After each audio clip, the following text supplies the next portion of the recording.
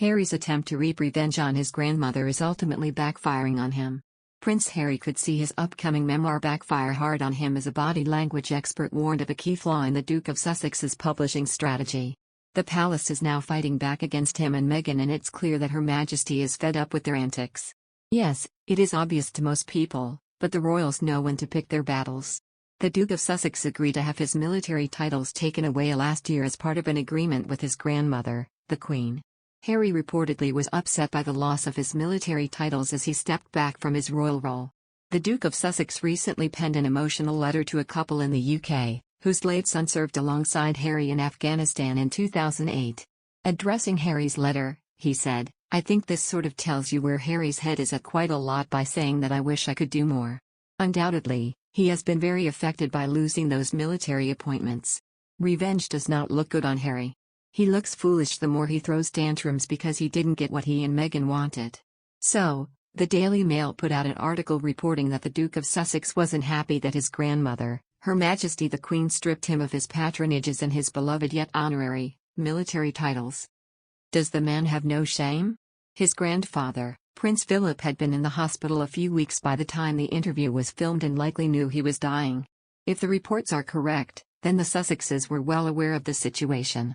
But they didn't care.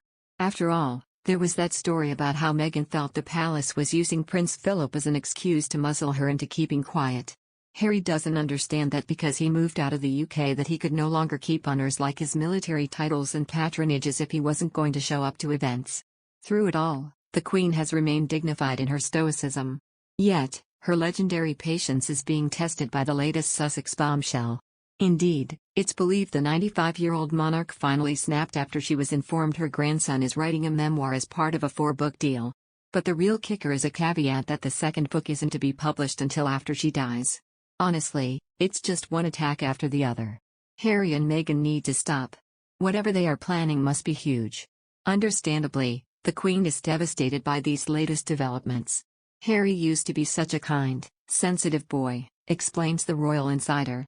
She can't believe he would set out to hurt her, her family and everything she's built in the past 70 years.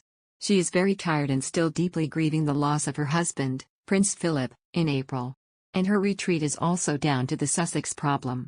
She needs time to take stock, says a source. You have to remember the Queen is an old woman.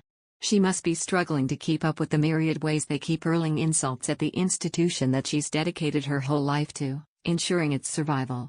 She needs time to think, and come to terms with the fact that her relationship with Harry might never recover. It feels like such a slap in the face to have someone coming for her dynasty from within.